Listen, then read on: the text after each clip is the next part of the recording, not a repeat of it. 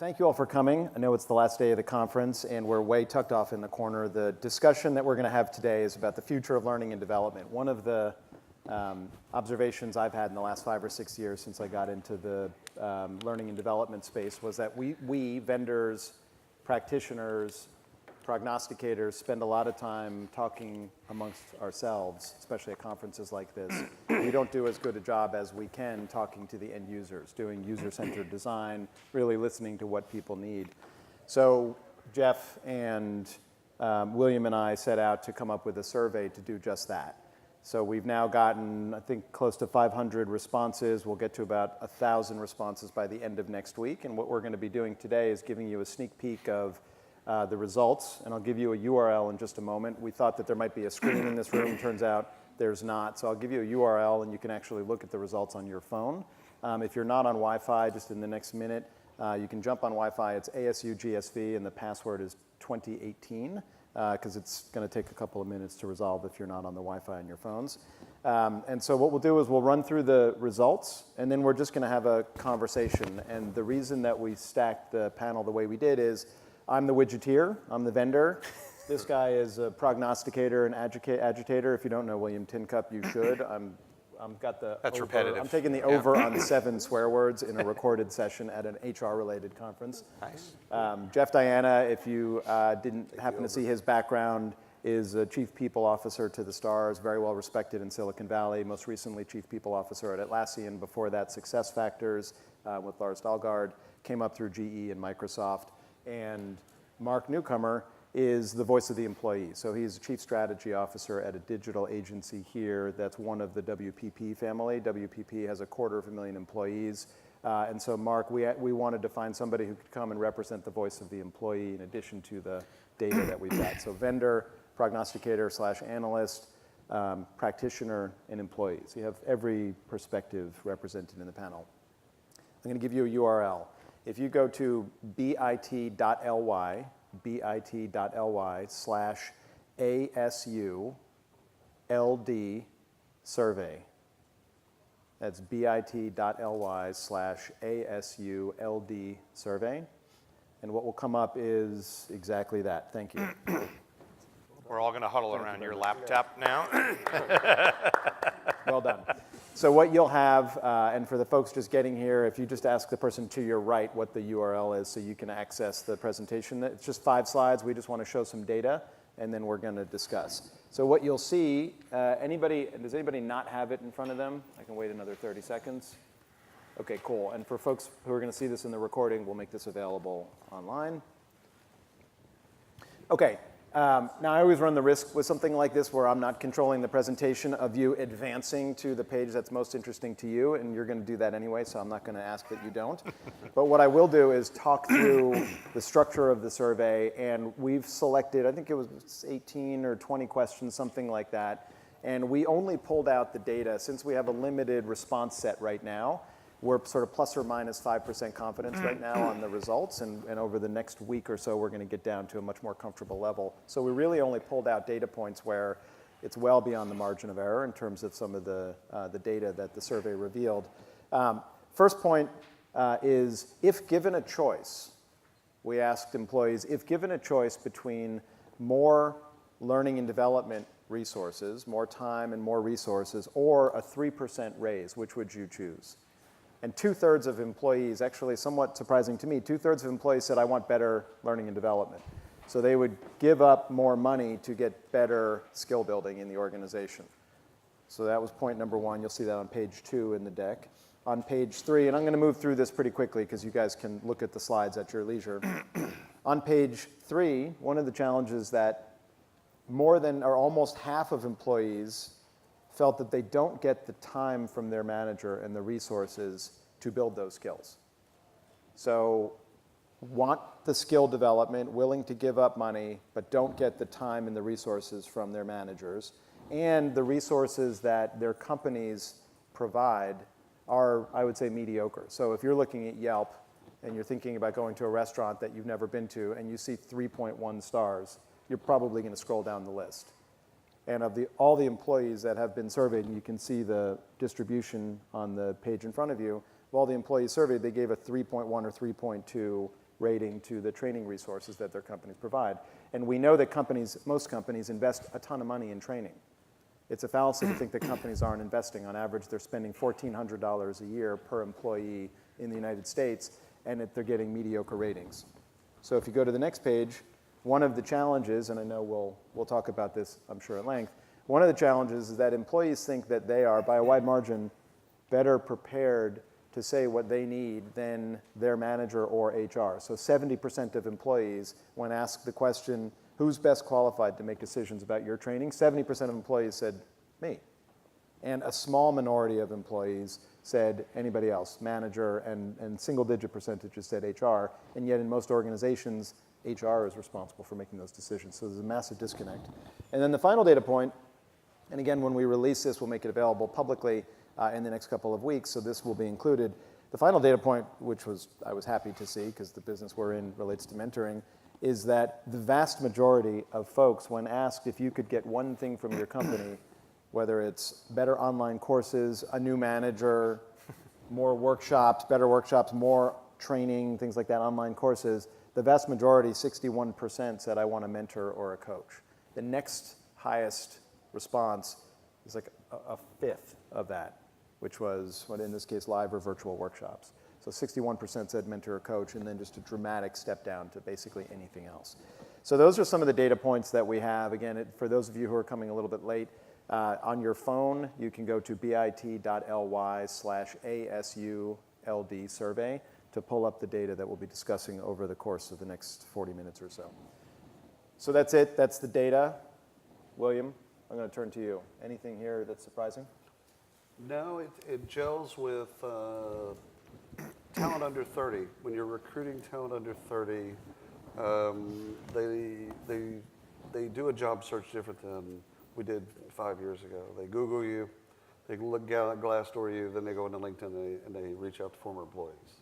So that's before they even apply to the job. When they apply to a job, when they're in the interview phase with a recruiter, they ask 3 questions. What's next? Inherently an internal mobility question. How are you going to train me? What are you going to do to build my skill set? Which is an L&D. And third, how are you going to praise me? So this idea of learning, the way that we've treated learning, or at least the historic approach to learning, is outdated for the customers coming to market. If you think of your candidates as customers, which you should, they're changing our game. Because these are traditionally things, A, that we don't do well, B, usually left after onboarding. So one of the things I tell HR practitioners is instead of recruiting going off and become a part of marketing, which is a fallacy, it actually needs to get closer to HR, become more or less the core of HR. Because we learn things in recruiting that inform and can and should inform the rest of the experience that they have.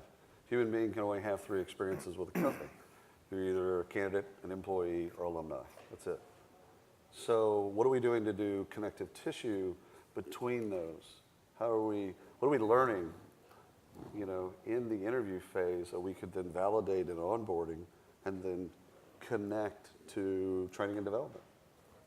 You think companies are telling those prospective employees that they're going to get the training that they want, and then people show up and they're disabused of that misconception? Yeah, I think we've lied to candidates pretty much since we've had candidates. Sure. Over marketing. Right. Market. Right. It's a time-honored tradition to lie to them about both the work environment and their jobs. So That's why Glassdoor and other things exist. that's right? yeah. Sure. It used to. Try and get your own data. This doesn't count on the curse words, but back in the early aughts, there was a company called FuckedCompany.com. Yep. Right. It was essentially Glassdoor. Right. It was where disgruntled employees went to share their thoughts. Glassdoor is actually, what they're trying to do is root out bad managers. And that's kind of fascinating on some level. But your candidates are going to Glassdoor to learn about you. And they don't want 100% good news, because they don't trust that. And they don't want 100% bad news, because they don't trust that.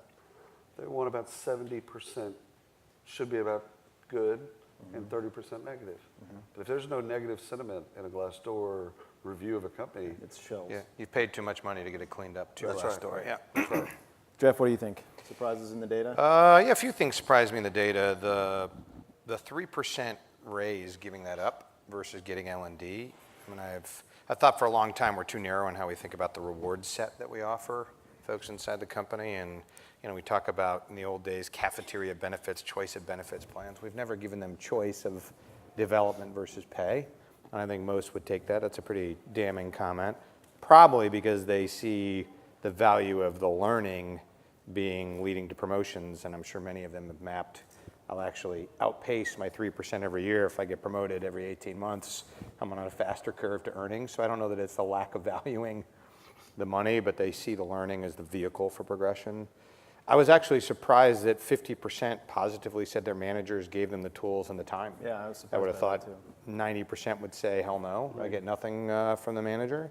And then the last thing the Uber thing that surprises me, we continue to get these signals, yet we don't do anything different in how we deliver learning. Right? It's like, I'm the expert, I know what it is, let me have at it. Yet we give all sorts of structured content, and there's gates and friction around how they access the information. Right? Mentoring is number one. I actually was an Everwise customer and brought them into Atlassian, and it was one of the most powerful and greatest employee satisfiers we had because of the intimacy, the human component of that.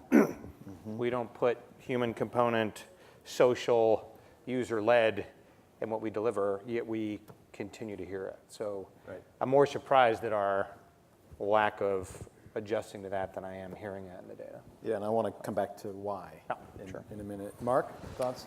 Yeah, I have a few for sure. So I've worked at companies on both sides of that equation. Companies that have given time for people to learn. Managers expect people to learn, where there are coaches and mentors in place.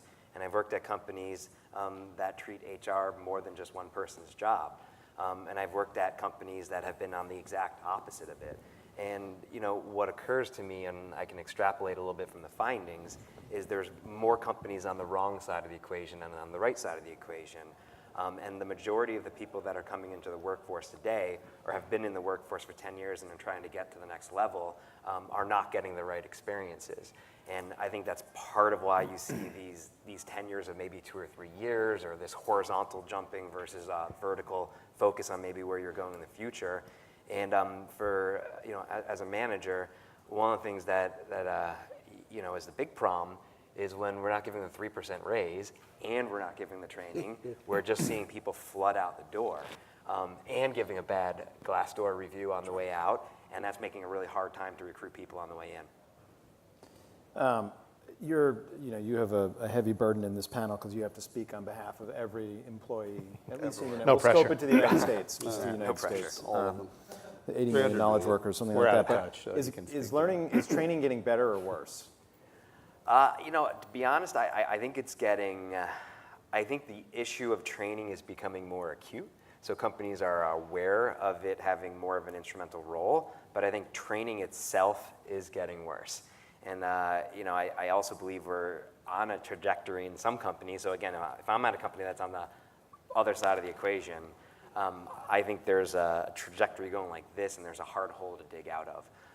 And I see a lot of companies that we work with, because we're in the experience design kind of space. So we help design employee experiences, we help design consumer experiences, and the majority of things that you see out there are not good. And there are very few people focusing on the actual experience of learning, and the way to get it done. So is it that our expectations as consumers keep going up, and the stuff that companies are giving to us is basically staying the same? I think there's was it Jeff Spicoli? There's some line about that. Yeah. Anyway. No, I'd agree with that 100%, and we use that in the industry all the time, is that, for a little bit of time, we've always said, all right, you work for a company, we're not going to spend the same amount of effort that we will on a customer, right? We're going to train you, and we'll give you assets, and we expect you to find your own. But people are coming into work, have grown up now in the world of Uber and in the world of Postmates and the world of Netflix, all these great experiences, but we're not creating those same experiences internally. So yeah, we're definitely seeing a higher expectation from employees, because employees and consumers are becoming the same thing. But the experiences we're giving them are very much flat or going down. unless you're in the companies that are on the other side of that equation. And it's companies like McKinsey and Accenture, Deloitte, and the management consultant companies that really treat talent as a differentiation, that you see some of those really different experiences. Yeah, they may have an unfair advantage. I mean, some of those companies, that's what they sell, right? Right. They sell the people. Right. So the direct correlation to that investment, to their revenue line, I think, Yeah. it's When you a could it's a bill out business necessity, right? $25,000 a day, Right. turns out you could. Right. So I think they're probably a little more in tune with that. I think for me, the biggest concern is we have not given learning the tools to be successful. We just haven't. The technology, I mean, HR, and you and I both know this from advising HR tech companies, HR tech as a whole sucks. I mean, it's a software set that touches everybody inside organizations, and name me a technology in HR tech that people love to use. It's just a functional area that hasn't been moved enough, and yet we haven't enabled this dynamic. I do think some of it's going down. I think the flip back up is fairly easy. If we can actually allow the users to drive their experience and crowdsource what they want, I actually think the ability for people to grow and develop themselves is easy. The problem is we have this demand-supply issue where learning is meant to be riding in on the shining horse in the night that's going to solve every ills in your company. We'll train that out of people. L&D cannot meet that demand. What we have to do is open the gates so people can connect and find the information and learn from each other, and let that be the crowdsourcing multiplier component that brings it together. We're the blockers of that today because there's not a tool. Does the tech suck because there's still in many cases, still a central buyer, and so a company differentiates by having strong account control? Like they build relationships with the L&D buyer, and so No, it's worse than so that. the technology can be lackluster because somebody's making a decision to roll something out. For There's some 50,000 tool. I employees. personally believe it's this fear of allowing our talent to interact with other talent. Right? It's like even when you want to get together in a company, you're like, I'm going to get together managers in my city and get together. It's like, well, I don't want other people to know my people. They might steal my people, right? There's this belief of like control what's in your Companies have walls. gotten past the whole you can't be on LinkedIn. I mean, I think people You can't acknowledge control that. How could you control LinkedIn, Right. right? But when it comes to structured company-sponsored or supported activities, there's still an inherent bias to keep it closed within your walls. And when I talk to heads of HR all the time, we had this conversation the other day. You'll find a successful head of HR, and they're worried about, can I hire the 100 people I need this year or the 1,000 people in my walls? It's the wrong problem. The problem is, how do I get the 200 million people that would contribute ideas, knowledge, feedback on my products into my company's processes? Like we're focused on the inside the wall, yet we're not leveraging what's outside the wall, right? So I think there's that bias to me that's a problem. The technology still sucks, but there's a closed loop component there that I think we're not good at opening up. Mm-hmm. It's coming to a head because the command and control leadership style that we've all lived under, the old joke about the CEO, what if we train them and they leave? What if we don't train them and they stay? I think the centralized buy is one issue, is we think that learning, training is centralized. But I think actually people under 30 are forcing the enterprise to think differently because they view themselves as unique snowflakes. We should have viewed ourselves as unique snowflakes because we all would like to learn in the way that we want to learn from the people that we want to learn. But yet we were forced through LMSs and through different types of content, we were forced to learn a certain way. And people coming into the workforce now are like, yeah, no, that's not going to work. I'm not going to go to work for that company. Yep. I want to learn this. That wouldn't have occurred to me early in my career Right. to talk back, which may be more damning of me But than also my think- generation, but it just wouldn't have occurred to me to say this is unacceptable. I was just like, okay, that's what it is.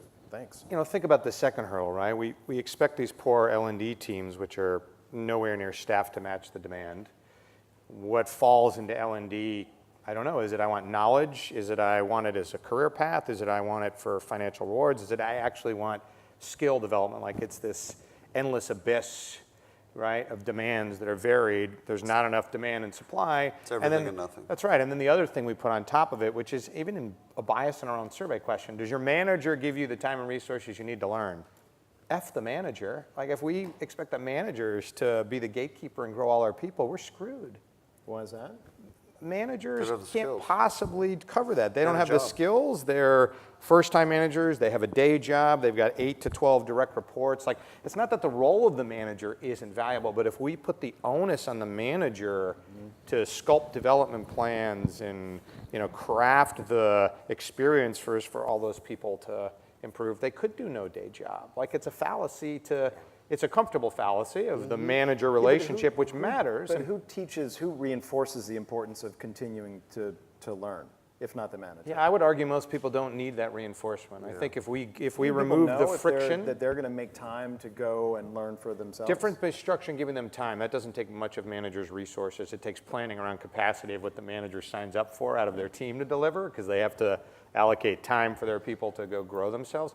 Outside of that, like, turn it to the genius of individuals. Just turn them loose Give to them the tools connect, and give them the resources. tool, access to the knowledge. Now, the problem is there's not a solution that I know out there today that does that very well, right? But take the corollary of what people have used forever in knowledge gathering of just Google. I'll just Google it. Or YouTube. Right? So YouTube now is the equivalent of a more intimate approach to knowledge, right? It's like it's got some visceral video or feels more interactive, a way to collect knowledge purely in the hands of each and every user, right? Go nuts, go find it.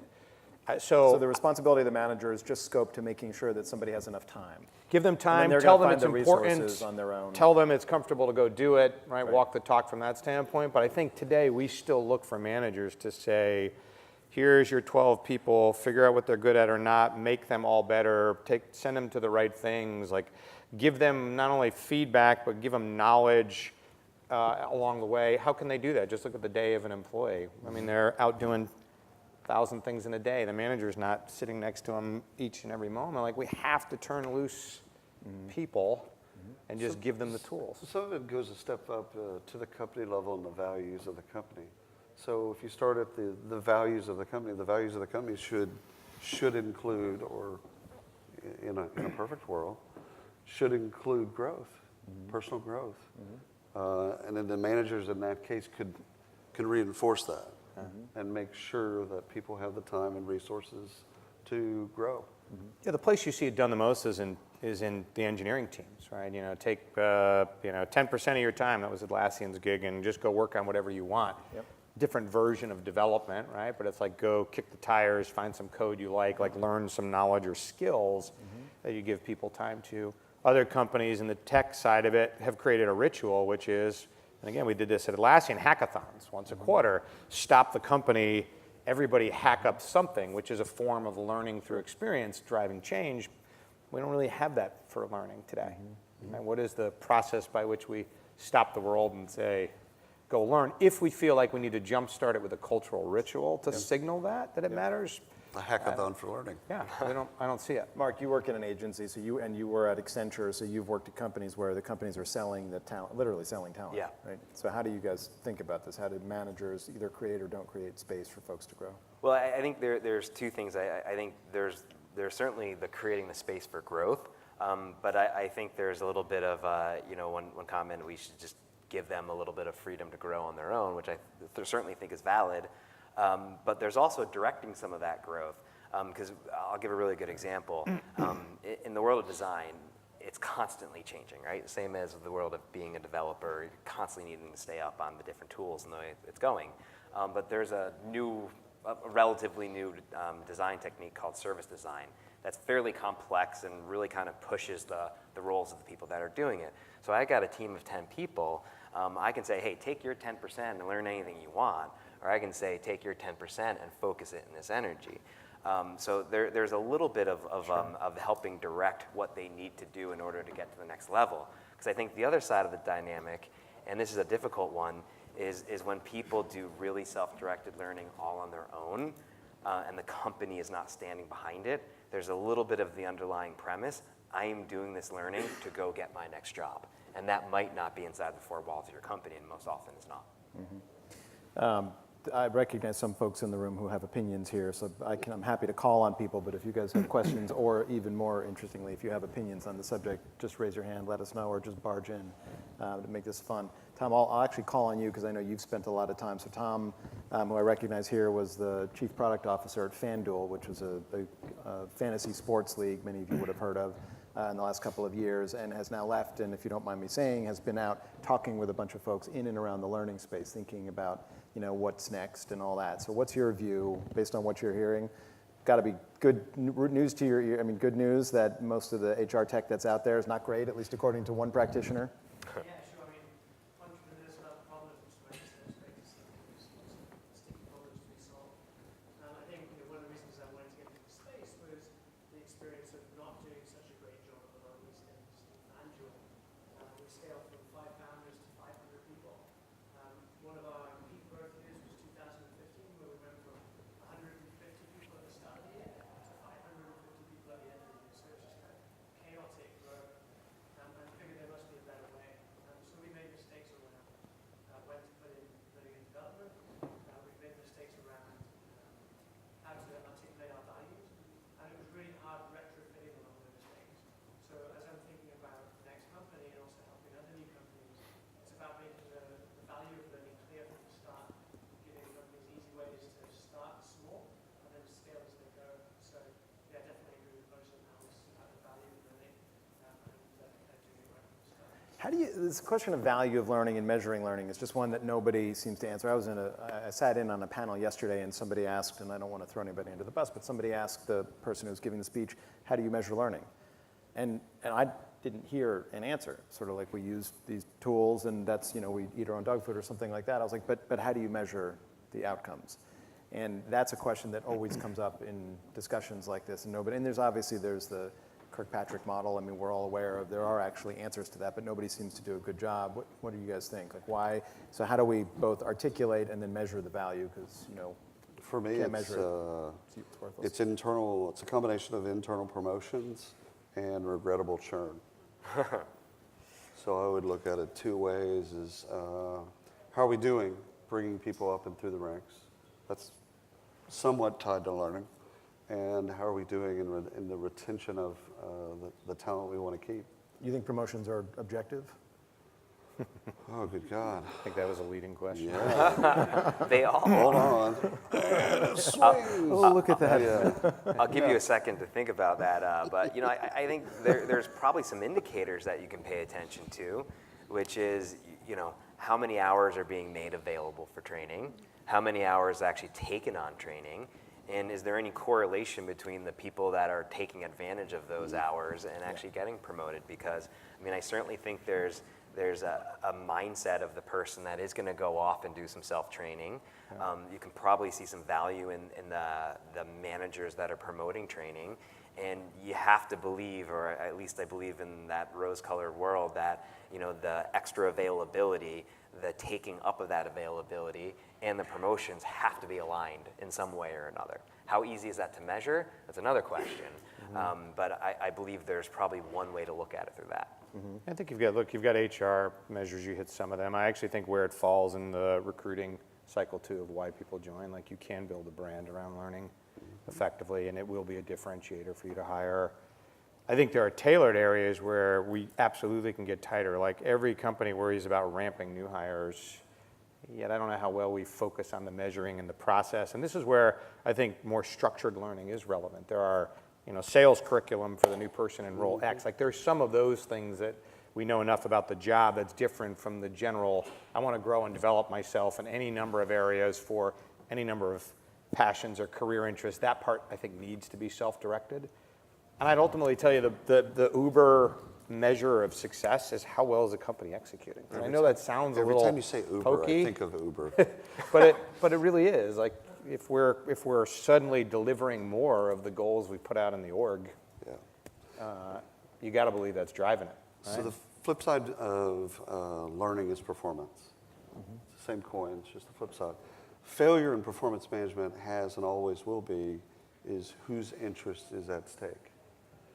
Performance management in general is a tool to create yield and to measure yield of employees. That's it, that's why it's there. Mm-hmm. They'll lie to employees and tell them it's about you. Mm-hmm. But what it really is a tool to measure whether or not you're doing your job or not. Learning good performance management, if you want to talk about that, is actually the opposite of that. It's where people can actually come in and set their own goals, even if it's outside of the interest of the company, and they perform. Learning's similar, and again, I think a generation is forcing this change. They're not going to come work for you if you can't articulate a plan. And a plan's got to be many-fold. It's got to be not just a path, but how am I going to get to that path? And it's got to be in their interest, which is... But who's going to articulate that plan? So I'll jump in real quick Because because Jeff, it's not the manager, according to Jeff. Not the manager. Sorry, Mark. No, because I kind of can maybe weave a little bit of a line through this from where I've been the last couple of years, and maybe it's a little bit of a cry for help at the same time. I'll often articulate where we're trying to get to and what training is needed to get there. Where we tend to fall down and where I've seen a lot of companies fall down is in the execution of that, right? We're like, here's the plan, here are the skills you need, here's why it's important to get it, and then we sit a quarter later and say, all right, we didn't get it done, let's start over. So what a lot of managers need is not necessarily help articulating a training plan, it's actually executing against that training plan. Whether it's making sure that the time is available, or the resources there, or the people are actually doing it, it's built into objectives. Here's how you solve that. I can actually solve that right now. Tie compensation to it. If you tie compensation, the behaviors change. Right. And so if you really cared about it, I said, no, you know what I mean? If one really cared about it, you just tie compensation to it, and it turns How do out you it tie changes. compensation if you don't know how to measure? So compensation's already tied to people leaving. Compensation goes to zero, or to people getting promoted. Often that's accompanied by You look at that with raise. managers, you look at their But what about the promotion leading rates, you look indicators? at So how their... do you, I mean, if you can't measure if somebody, and I appreciate what you're saying, Mark, like are people doing the training hours? I worry about action versus traction. So what I worry about is somebody saying, well, if I do 80 hours of training this quarter, I'm going to get, you know, a bonus because I'm just a little bit ahead of the other person. So I'm just going to turn on the, you know, the LMS and walk away and do the 80 hours and get my raise. Yeah, I'm not sure I understand your comment about compensation, because in a mission-based organization, I've hired many people that I wouldn't say they don't care about it, but it's not their number one objective working there, and they really Sure. focus on the outcomes that they produce and the intrinsic reward that they get from that. Yeah. Totally different in the nonprofit and... I'm not talking about nonprofit, I'm talking about mission-based. It could be Okay. for-profit mission-based. Okay. Or organizations that do a good job of articulating purpose and Yeah, the one percenters. So the rest of the companies don't do that. Right.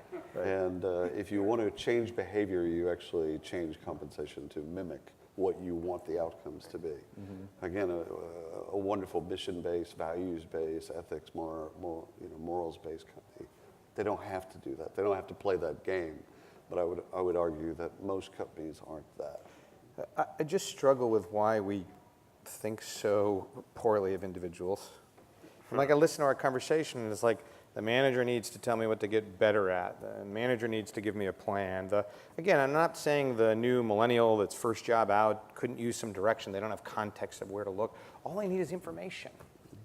Like the days of career paths in most organizations are gone, thank God, because it's an archaic architecture to manage and teams form organically for work.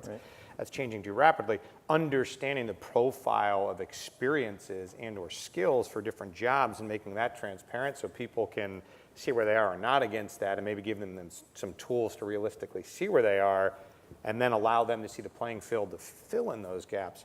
Then turn people loose and trust them. But what information is required?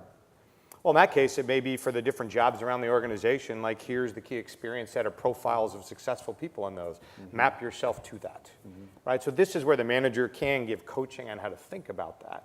But then turn these people loose with ways to go get those experiences. Like, you know, we always talk about the 20-70-10 model, yet we spend all of our time on the formal training. Right. Yeah. It's like, I don't know how those two things land, yet we hire all these people, and every story about the entrepreneur is the individual genius that was unbridled and created all this stuff. We want to celebrate individual genius, yet when it comes to learning, we suck the life out of it, and it's got to be structured in a career path, and we have to then give you the keys to take this class, and we want to certify you on that.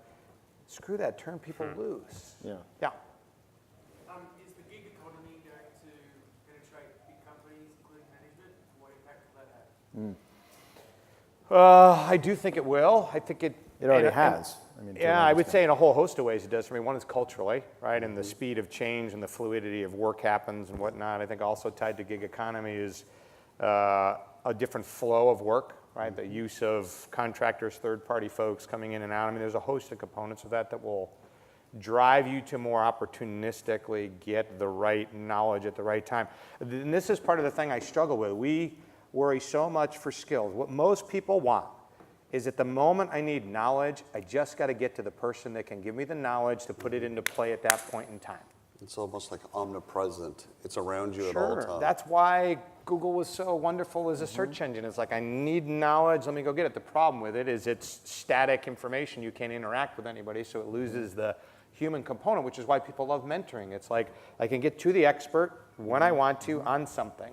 With nothing in the way. Nothing in right? the way, I mean, that right? was the Google success model. There was literally nothing in the way. Sure, so think about what we talk about all the time. Like it's, you know, we want to be able to connect with the knowledge we need when we want to do it. It's the problem with technologies. You don't use the technology very frequently, you forget how to use the darn thing. Why would I want to spend all this time teaching you how to use it? I just want to be able to make it easy when you go to use it, you can use it successfully. So I think we have to pick apart a little bit about what part of L&D we're skinning when we have the conversation. I think most people want access to knowledge when they want it to put it to work. Then they fall out of the 20% and they get into the 70%, which is experience. I put it into play. Right? I'm going to learn by doing, right? Which we talk about as the easiest way to do it. Somehow we haven't unlocked the access to the knowledge in a way that people will take it. Maybe there's this sort of vestigial paternalism in corporate thinking that we have to do for our employees. And I say it's vestigial because there probably are folks who are showing up who don't want that paternalistic, like you're going to tell me everything. I mean, 70% of people said I'm best equipped to map my own. Sure. By the way, they might be training wrong, plans. but they might be wrong, that's the but they have the perspective. confidence in saying like it's probably me. It's not the HR person over there. It's maybe not even my manager. But one thing that we have to bear in mind is many people who went to higher education, they're launched out of school and they go to work. Training is no longer obligatory. Like you have some number of credits to graduate from high school or from college. Sure. If you go to vocational school, there are certain requirements that you have to fulfill to get the diploma, to get the certification, to get whatever it is. Once you get into the workplace, in most cases, unless there's continuing medical or continuing legal education or something like that, there aren't any requirements hanging over you. So I don't know that, if I can speak on behalf of corporations everywhere, that we collectively have a low opinion of employees. It may be grounded either in this vestigial paternalism or in the reality that people are no longer being told these are things that you have to do or you won't get to the next milestone. Because managers aren't saying, and compensation isn't aligned with training. If it was, I think we would see people come out of, here's a path, come out of college, get into the workplace and realize every year I have to do this many continuing education credits. I'm used to that motion. We don't do that. Most organizations don't do that. And since it's not systematic, I'm not sure that that's necessary. I think people would be forgiven for not naturally assuming that that's something they have to do. I think it's fair. There's some bias of training and past behavior, I would say, that fits that. I think that's a fair statement. Mark, what do all employees think? All employees around the world. I was just talking to him yesterday. I think it's interesting because, you know, one part of what you're saying, Jeff, is that, you know, we should like kind of provide a little bit more freedom to it. And I found historically in my life the things that scare me the most are the things that I embrace the most at some point. And it makes me think, right, if I just tell all the people that work on our teams to say, go just train what you want and get where you want to go, you know, I'm afraid they're going to just go do things that are really interesting to them and not necessarily interesting to me. But at the same time, you've got to have a little faith in that maybe they came to your organization to go in a certain direction. You've got to have faith. Right? I'll give you a couple examples, right? I put in freedom vacation. How many of your companies have take time off when you want it policies now? Right? Mostly because we want to get the expenditure off the books, right, to make the finance guy happy. And we pitch it as it's good for employees, And, which and it most is. people don't use it. And most people don't use it. Yeah. Every company puts it in, is freaking Dirty out secret. that people are going to start and do all sorts of wacky stuff with it. It does not happen very often. They self-correct. Another example, titles. Your companies let people pick their own job titles? Anybody do that? Okay, great. I did that too. Fear is the software engineer is going to call themselves the CTO. Probably not. Someone's going to tell them you're a moron, change your title, right? Like, why don't we give more credit in these situations? And I'll tell you the other part to me that I think we're hurting ourselves the most with. When we want to put structure around learning, back to where you talked about the coin, here is where the coin really hurts. If we structure the learning and we track the learning, people don't want to have the conversations. Right. They don't. It's like, I don't want to go off and ask for help on something because you're going to know I'm not good at it. That's going to show up in my performance review, and it's going to hurt my promotion, right? And so, Wait, I don't get that. How do you systematize learning? I mean, if people are... access, just not tracking to it. If Don't we systematize. create the forum by which people can access knowledge and connect with people. this is- Anonymously? So Depends. I think I'm you okay leave with it that. up to the individual. I'm okay with I'm okay anonymous, with but here's what I loved about, and I'm not kissing your ass, but here's what I loved about Everwise and why I brought it in not. was, maybe I'm kissing his don't ass, mind but it. I I don't believed in mind it. it. But here's why that was great, is we didn't track what the conversation was of the relationship. We allowed people to decide what do they want to get better at and go off and learn from an expert they trusted. They got the intimate connection. They got the real-time access to knowledge to work through stuff. So again, avoid Google static content, which lacks context and interactivity. And we weren't in the process. We just anointed a subset of people who were lucky enough to have that, right? Which in and of itself is goofy to not have it for all, but again, scarce resource. So I think we're really hurting ourselves by not trusting the genius of the individual and the power of the crowd to correct folks and to share knowledge. We have to make that easy. We have to give them tools to curate who to ask for what. Don't ask someone who knows nothing on a topic to be the expert. But my God, with AI and all of the stuff that's out there and the social why ethos. aren't we doing this? I mean, other than the obvious answer, which I is don't know, that because this, I don't have this, 7 years to build a Right. Okay. new So startup. this, whatever That was this our magic product conversation is over that you're dinner. But describing, maybe Tom will build it. This magic that's right. product. Maybe we'll meet but after for class. the absence of that product, I mean, one could argue that it can be cobbled together through going to Google and finding perhaps static content, going to LinkedIn, going to your neighbor, going to somebody to say, hey, help me think this thing through. And everything you described, access to information, access to people, anonymity so it's not tied back and I'm not embarrassed by it, that all exists today. Maybe not seamlessly integrated and all that, but so why aren't people doing this? Why Power, is HR not just control, letting go? Fear. Power, Fear of that. control, authority, budget, fear.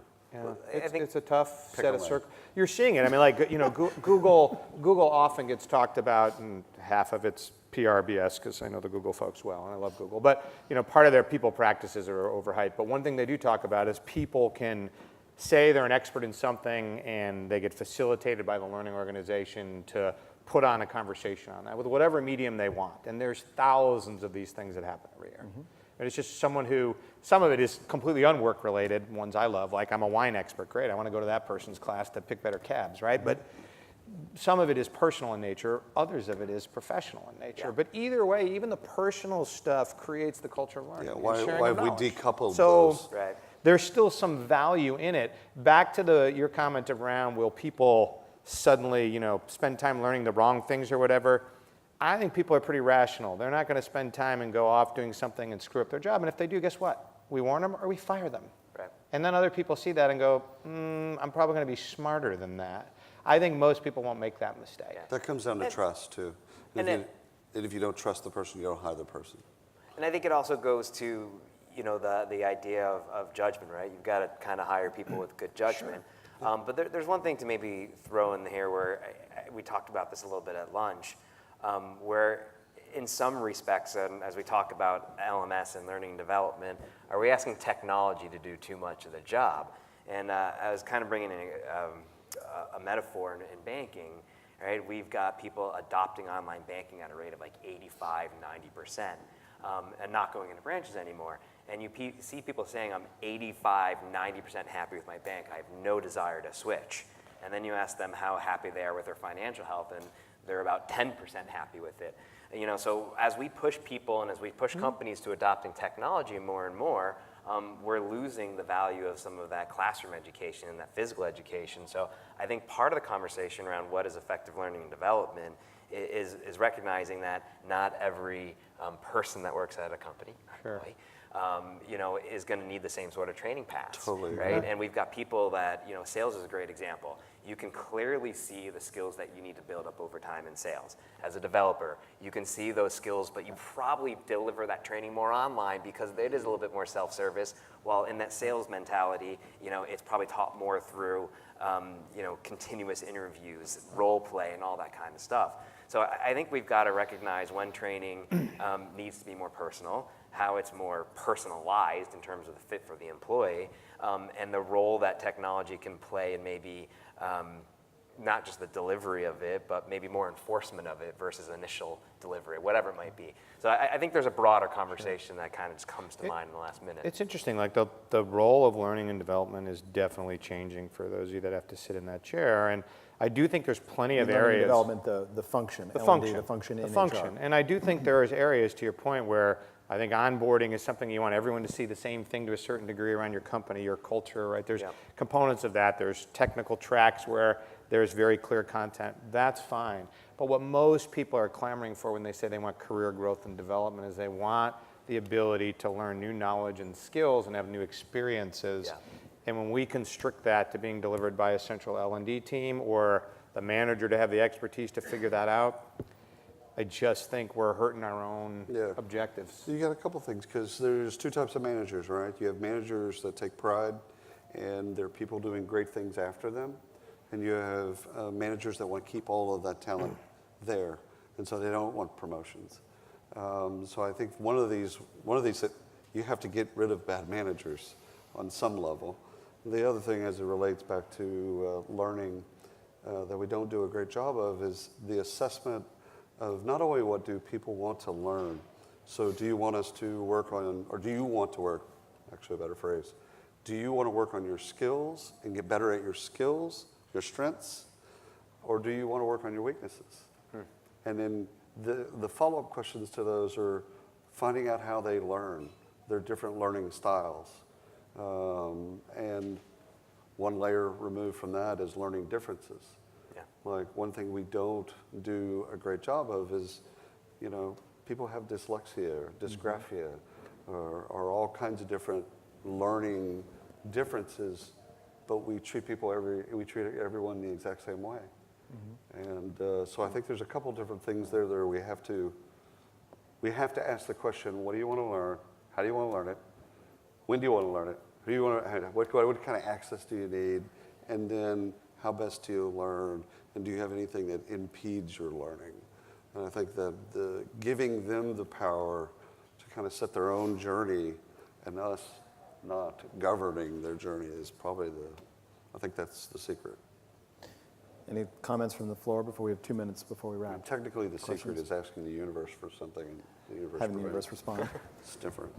Okay, 30-second closing comments. William, last thought. Yeah, I think, and this will offend most of you, I think learning is and should be like pornography. I think that We made it almost all the way through I don't think he's cursed with yet. a though. relatively sanitized I'm talk just- track. all I'm trying to say is that the way that people interact, but first of all, the internet exists only because of gaming, travel, and porn, period. We would not have the internet if not for those three things. Learning and pornography in the way that it should be that. I think I'm giving you my 30 seconds, but go Right, ahead. yeah. I yield the floor to the right I honorable might gentleman as from well. Texas. So I'm just, it's there when you want it. It's how you want it. You get to frame everything yourself through self-discovery or whatever. But you get to design that. It's yours. That's why don't we view that as corporate training and corporate learning that way? Because it's owned by So HR. go home and say you're Yeah, training 'cause your it's owned by- learning yeah, to pornography. Exactly. I have no Pornhub. idea. So here's my one thing. Like companies continue to talk about the cult of the entrepreneur and innovation, and whether you're large or small or not-for-profit, everybody wants to innovate and unlock the potential of their people. Yet we constantly put all of these controls around that. Like we're rowing against our own interests. If you read The Lean Startup, which many people have read, like the whole concept of starting a company is A/B testing. The entire milestone is training. Like if we really want to lean into those types of things, we've just got to adjust and take that leap of faith and trust not just millennials, people throughout the organization are rational, smart, quick learners. We've got to do a better job of giving them tools, being available to offer advice, giving them time, giving them the enablers, and just turn them loose. Yep. Mark, last thought? We didn't get into this a ton, but I think not forgetting the role of coaching and mentoring.